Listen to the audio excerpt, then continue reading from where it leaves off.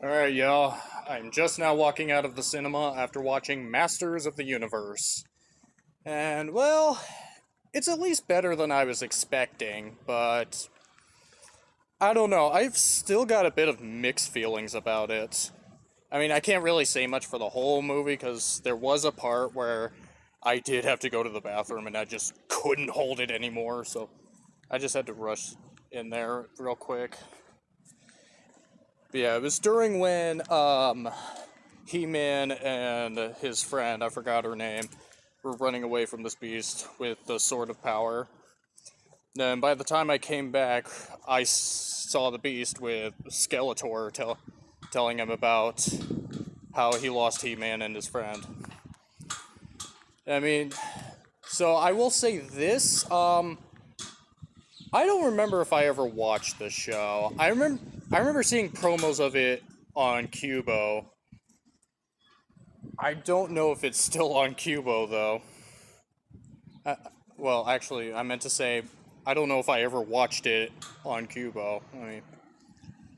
I mean, I've been familiar with characters like I knew He-Man, I knew She-Ra, who I honestly thought was a standalone character for a while, and of course, I knew Skeletor. But yeah. Yeah, if I ever watched the show, I wouldn't remember because it was such a long time ago. In fact, I actually saw that Mattel was credited for this movie. I was like, was He-Man a toy brand before it became a cartoon series? And I just didn't know? Man, I feel so uncultured. But yeah, yeah, again, I do have mixed feelings about this. First of all, the visual parts of it are just phenomenal. They look great. Eternia looks great. The makeup work looks great. Even all the CG effects aren't that bad. And for the most part, it is acted pretty well. I especially like the acting from Idris Elba. I didn't even know Idris Elba was in this movie. And I have to say, he was definitely the best character in the film. Like, when all the action was going on, he definitely knew how to get my blood pumping. I mean, I could even say that for most of the action. Most of the action's very well done. And, yeah. I especially like the message it's going for. You know, just because you're muscular does not mean you're a man. Like, men can have feelings too, you know? I mean, hell, I've talked about how I've cried like a bitch over movies. Hell, I even talked about that with Obsession. Like, that movie scared me so much, I thought I was gonna cry. So, yeah. I do like that's the message the movie went with. On that note, though, when we see He-Man, like, in the real world, you know, with an office job, and, oh god, that date he went on. Hell, why would he even tell her about her past? He knows that it's gonna make him look crazy. Yeah. Yeah, all that stuff was just boring, cringy. I just could not deal with that. And then, yeah, Skeletor, I mean, he looks awesome, but I bet most of y'all may not know this, but I can't stand Jared Leto as an actor. I don't know. Aside from Requiem for a Dream, I just haven't seen anything that that made me say, oh yeah, he's a good actor, actually. Yeah. 'Cause, yeah, like, even in good movies, like Fight Club, which Fight Club totally kicks ass.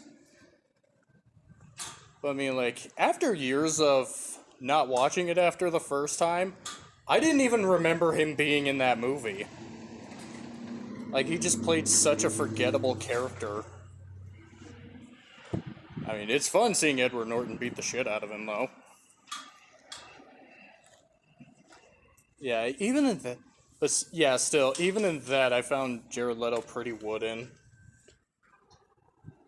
Then, I've also seen Panic Room, which is an okay movie.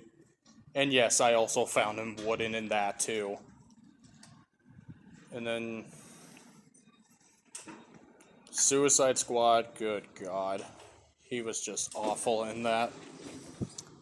Hell, the movie itself was awful, but I will say, it did spark my crush on Margot Robbie, who was actually my first celebrity crush, by the way. And so yeah, for that I will say, Margot Robbie was definitely the most entertaining part of Suicide Squad. Totally not because she's pantsless throughout the movie. But anyway. So yeah. Jared Leto, I did not like him as the Joker. He was god-awful in that role. And don't even get me started on Morbius. Like as if I didn't think he wasn't a wooden actor already. He really just stone faces the whole damn performance. So yeah. But I will say, with this movie, as Skeletor, this is probably the closest I've gotten to liking a performance of his. Yeah, I will say this, I do like that they pitch his voice down, make him sound more menacing, but here's the problem. There are moments where Skeletor is played in a quirky, like, whiny way. And so that menacing voice does not work for him. I mean, okay, I'm not expecting him to talk like this the whole time, but at least something that just fits the character more, you know? So, yeah, I don't know. This movie wasn't really my cup of tea, but I mean, like I said, it was better than I expected. Like, yeah, there was cool action, there's some good acting, and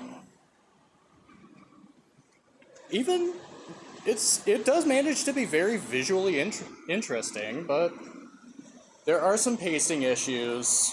Not all the acting's great, and something I forgot to mention, the humor does not land most of the time. So, yeah, I think I'll just end my review here. So, yeah, that'll do it for my review on Masters of the Universe. For my final rating, it gets a 6 out of 10. I don't know, I thought it was fine. It wasn't really my cup of tea, but I mean, again, it's better than I expected. So, yeah. With that said, thank y'all so much for watching. Let me know what y'all thought of Masters of the Universe, if y'all saw it, and I'll see y'all real soon.